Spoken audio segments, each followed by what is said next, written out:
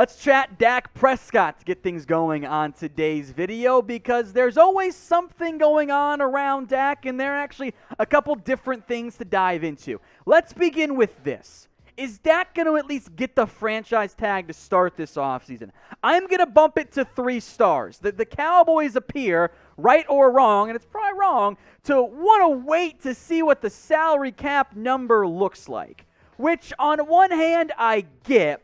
But also, if that's really the way they feel, that means they're going to try to continue to play hardball with their franchise quarterback. Now, there was a report from Tom Pelissero that the cap number could end up being closer to $185 million. I will make note. I've heard pretty much every number from 175 to 198. They've all been mentioned as the cap could be this. Clearly, the NFL teams and the NFL Players Association do not know yet. Of course, you can make it 198. All it costs is those poor owners to throw in an extra $10 million on the cap this year. However, could they possibly afford it? I don't know. But if the report from Pelissero is true, and that the NFL and NFLPA might not agree to a number until closer to the new league year, that does complicate things for Dak Prescott and for the Cowboys. Here are your key offseason dates. On March 9th, the window to franchise tag a player closes. You have to tag somebody, in this case Dak Prescott, by then, or they will become a free agent. It's not something the Cowboys really should ever want to do. Now, from March 15th to March 17th, there is a legal tampering period for free agency negotiation. March 17th, the new league year begins. Players can officially be signed. Late April, early May is the NFL draft. And then mid-July is the franchise tag extension deadline for players who were tagged. It's either a new deal or they play under the one-year franchise tag once again. These dates should make it pretty clear. You want this deal done before free agency because whatever you end up paying Dak Prescott, whether it's 39, 40, 41, whatever it is, on a 4 or 5 year deal, however long it is, the year one cap hit, I promise you, will be lower, potentially substantially lower, than what the $37.7-ish million franchise tag would be this year. So if you're the Cowboys, you want to get that deal done sooner than later. You don't want it to continue to drag on, although that's what we've said for so long now, and the Cowboys haven't really pulled that off yet. So I want to get that deal done, but the timing of it, if that report's accurate, makes it seem like there's at least a chance the Cowboys tag Dak in. That doesn't mean he plays on the tag, but he might begin the year on the franchise tag. So make your predictions for me. Will the Cowboys at least tag Dak to begin the offseason? Type Y for yes or type in N for no. This will be the pinned comment on today's video. So if you get the ad break here, scroll on down and get your votes in. Now, if you're wondering, wait, what do the 3 stars actually mean? Well, this is part of our rumor meter here at the Dallas Cowboys Report. Here's what they mean, okay? If you see 0 stars, it is fake news. It is Carson Wentz's playoff wins. They do not exist. Do not believe it. 1 star is potentially this could come true. There's a kernel of truth in there, but it's not a guarantee. 2 stars firmly in that rumor category. People are talking. 3 stars means it's pretty likely. 4 stars means it's Zeke Eaton. I've decided, Brett, we have to change that. It can no longer be Zeke Eaton. So it used to be Dez caught it, and now we got to change it again. Maybe we'll wait until after Dak signs to change it there. Speaking of Dak, should Dak take less? We went over this whole conversation last year, and now we are once again back at it, and I really don't care for it. It is profoundly frustrating to see this happen over and over. And it comes to us today from Carson Palmer, who said Dak should take less because, endorsement opportunities. And you could build a better roster around him if he takes $1 million less. You could keep the punter if you do that, right? Here's what bothers me about this conversation, is that this is never brought up for any other quarterbacks. Wasn't brought up for Mahomes. I see him on TV all the time. I see Aaron Rodgers on TV all the time. I see Baker Mayfield on TV all the time. Yes, you get some potentially more endorsement opportunities. And you know what? If the player wants to go, you know what? I factor that in. I'll take a little bit less. Good for the player. He doesn't owe the team anything. And this is one of the root problems with this Cowboys organization because they operate like Carson Palmer was suggesting. They're trying to sell you on the brand of, hey, we're the Dallas Cowboys. We don't have to reset the market. We don't have to be market setters because we're the Cowboys. Literally what Stephen Jones said. That is a direct quote from Stephen Jones. We're not going to be market setters because of all the things that come along with being a Cowboy. And that's fine if you start with your negotiation on that. But do you know what happens almost every single time? The Cowboys set the damn market because they did it with Zeke Elliott.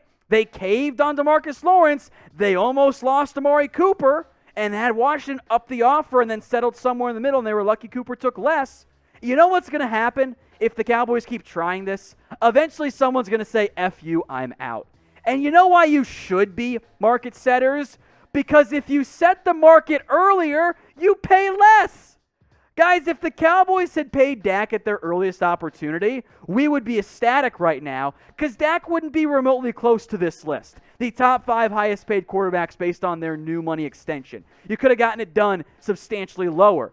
You could have given Dak the Jared Goff deal before Jared Goff got his deal, and we'd be like, oh yeah, this is awesome. Like, this is perfect. Like, we're saving so much money. Now you look at the Deshaun Watson deal. And if you let Josh Allen get paid, or Aaron Rodgers get paid again, since he might want a new deal, you're paying a premium. It is not up to the player to go, yes, I would like to take more because I am lucky to be a Dallas Cowboy. You know what happens to all those endorsement opportunities and endorsements if Dak goes to like the Colts? They go with him. He's already benefiting from it. The Cowboys have got to move on from this brand mindset of we don't have to set the market. You should take less because we're the Cowboys. That hasn't worked for them. They have to move on beyond that. Dak should not take less. It would be great if he did. I would love it if he did. But he made that very clear a while ago. He ain't going to take less. So stop putting the onus on the player to do so. It's really not that difficult in the end.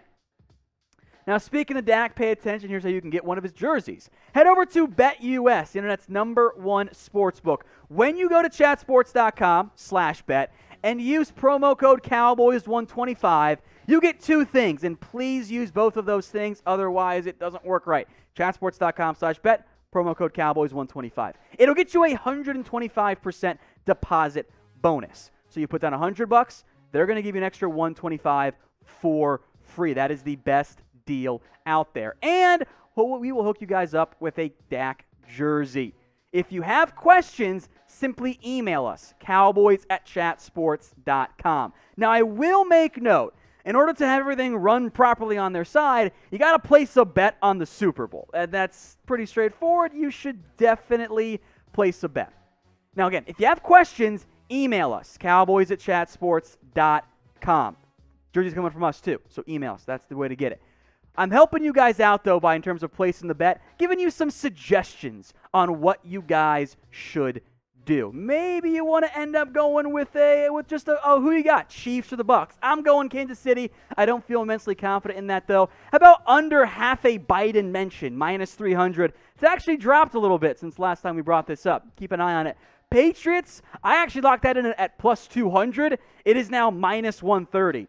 Everyone thinks the Patriots are going to be mentioned twice. So again, if you want that Dak Prescott jersey deal, head over to chatsports.com/bet. Use promo code Cowboys125, and then email us, cowboys@chatsports.com. Let's look more in the future now for Dak Prescott. If you don't get a deal done, does that mean you have to trade Dak Prescott? 2 stars on this one.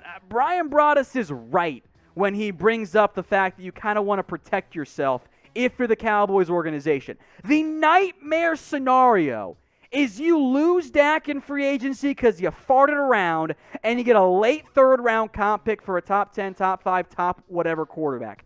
That is a nightmare scenario. What the Cowboys need is you just want to have your quarterback locked in. Because you know what you are otherwise? If you build up everything else, but you don't have a quarterback, congratulations, you're the Chicago Bears. You're around 500, sure. You don't have any chance of making a deep run because your quarterback's just not good enough. Your year-to-year consistency doesn't exist at that point. Now, make no mistake about it. Your best options, 1 through 25-ish, are to pay Dak Prescott. Like that's what you should be doing. But what you absolutely cannot have happen is to lose Dak Prescott for nothing. That is a disaster for this Dallas Cowboys team. So if you decide you're not going to pay Dak, which in and of itself is a mistake, don't compound that mistake. Go trade him. And if your decision makers are competent, which that's a whole different conversation to have, you should be able to get a pretty good haul. And at that point, I would go look towards the NFL draft. Because you're not going to get Deshaun, and at that point, if you're not, Dak's not going to go to Houston, so you can't trade Dak for Deshaun Watson. That Dak would not allow it to happen. You got to look draft. Focus on the future. Be bad for a year or two. Develop your young quarterback. You're not going to get Trevor Lawrence. You might maybe get Justin Fields or Zach Wilson.